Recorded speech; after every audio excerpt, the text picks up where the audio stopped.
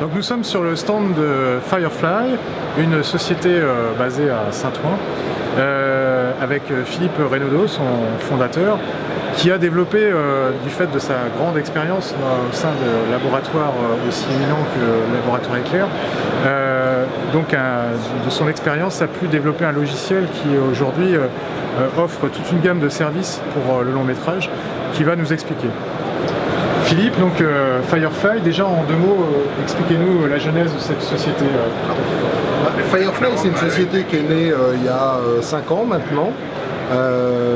Elle a bénéficié de l'expérience que nous avions, puisque j'ai créé cette société avec Luc Guénard, donc on est mon partenaire, et nous avons tous les deux en association créé Firefly, qui est né de l'expérience qu'on avait eue chez Éclair sur des gros films, et où on se rendait bien compte que d'une part, les solutions d'étalonnage et de finishing disponibles rendaient difficile un travail collaboratif sur des gros projets, et d'autre part, on se rendait bien compte qu'ils n'étaient pas adaptés à l'arrivée des nouveaux médias et des nouvelles caméras numériques. Et donc on s'est immédiatement dit qu'il fallait qu'on propose une solution qui prenne en charge les images du tournage jusqu'à la post-production. Et donc c'est vraiment le credo de Firefly, c'est vraiment d'avoir des logiciels qui vont répondre à chaque étape de la fabrication d'un film. Et donc aujourd'hui, depuis 5 ans, vous avez réussi effectivement à développer des outils pour chaque étape de la gestion des rushs jusqu'au finishing. Absolument. Aujourd'hui, on va proposer 4 produits. Donc on va dire 2 produits principaux qui sont d'une part FireDeck, le logiciel de délice, de gestion de rush. Donc ce logiciel va par exemple prendre en charge la copie des rushs, leur étalonnage, la synchro de l'image et du son, et le fait de pouvoir calculer donc, ces images pour les envoyer par exemple au montage ou les envoyer pour du streaming. Et ça d'une manière vraiment très automatisée. Le deuxième logiciel principal, c'est le FireCloud, qui est le logiciel de post-production.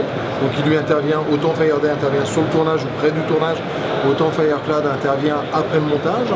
Et puis on a 2 petits satellites à tout ça, FireVision qui est une application iPad qui va permettre de lire les rushs qui ont été travaillés par FireDeck et de lire directement sur l'iPad, de pouvoir les annoter, rajouter des commentaires, rajouter des tags, des étiquettes. Et donc tout ça est sauvé dans la même base de données que pour FireDeck et FireCloud.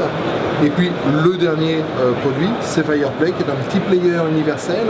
Je dis petit player, mais malgré tout, il est quand même capable de lire à peu près tous les formats du marché, que ce soit de la Sony, de la Red, quelle que soit la caméra.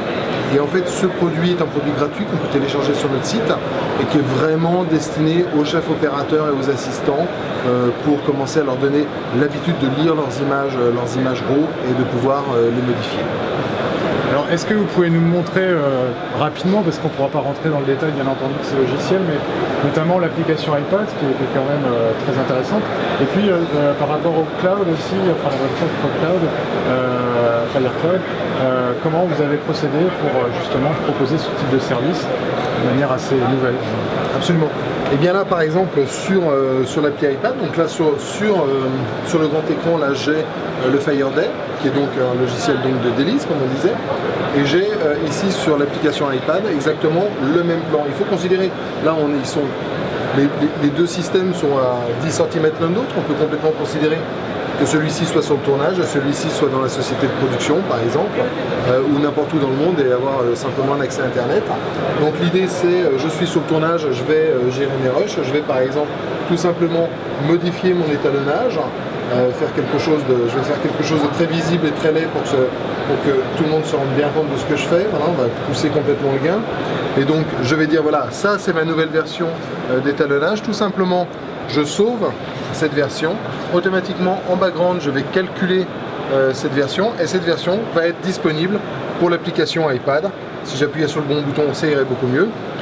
Donc automatiquement, nous voyons que j'ai un triangle vert qui passe à l'orange, ce qui veut dire que j'ai une nouvelle version de ce plan qui est en cours de traitement. On va voir qu'en cours de lecture, dès que cette nouvelle version sera disponible, l'application iPad va automatiquement switcher sur la nouvelle version. Voilà. La nouvelle version est disponible. J'ai désormais la possibilité de la lire et de la commenter. Très simplement, je suis le producteur ou le réalisateur, je viens de recevoir ça, je trouve ça extraordinairement laid, ce qui est assez clair. Je peux tout simplement rajouter un tag en disant que l'étalonnage est à modifier, et ce tag d'étalonnage à modifier est à la revoir, sera automatiquement disponible dans mon application principale où je vois que j'ai bien mon étal à revoir. Donc l'étalonneur qui est sur le set ou dans le labo de production va en temps réel avoir les commentaires des productions de l'équipe de production. D'accord. Au-delà du développement logiciel, des fonctionnalités, j'imagine qu'il y avait un travail aussi pour qu'en streaming vous puissiez retrouver le rendu qu'il y a en post-production. Et ça, c'est quand même un savoir-faire aussi qui n'est pas négligeable. Alors là, c'est vraiment pas, pas ma partie, c'est la partie de Luc, hein, mon associé, qui est vraiment le chef de la couleur chez nous. Donc c'est lui qui est vraiment en charge de la calibration et de tous les moteurs de rendu. Et donc l'idée, c'était effectivement par un jeu de lookup table et de calibration, d'être capable d'avoir sur un iPad une image qui soit très proche de l'image qu'on va avoir sur le tournage ou dans le laboratoire. On va dire, pour des puristes absolus, évidemment l'image sera légèrement différente parce qu'elles n'est pas sur le même écran. Mais on est malgré tout sur un rendu qui est suffisamment proche pour pouvoir quand même donner des commentaires et pouvoir partager une expérience. Est-ce qu'on peut dire deux mots aussi sur Firecloud, donc les nouveautés que vous présentez sur cette IBC, et aussi toujours l'interconnexion avec les autres logiciels de la série que vous avez développés? Ici à la IBC, on montre pour la première fois la version 4.0 de Firecloud et de FireDay. Donc Firecloud a pris une énorme avancée grâce à cette version, puisqu'on a remis beaucoup de choses que nous demandaient les étalonneurs. On a eu beaucoup de feedback sur l'ergonomie du logiciel et puis sur des features spécifiques de filtrage, par exemple d'image, de ce qu'on pourrait appeler du white promised ou du black promised, sur du rajout de grains, sur la possibilité de faire de l'étalonnage d'une manière assez compliquée qui s'apparente quasiment à du compositing. Donc ça, c'est arrivé aujourd'hui dans la version 4.0 de Firecloud. Et puis ce qui est toujours formidable avec nos produits, c'est quand même le fait que tous ces produits travaillent ensemble.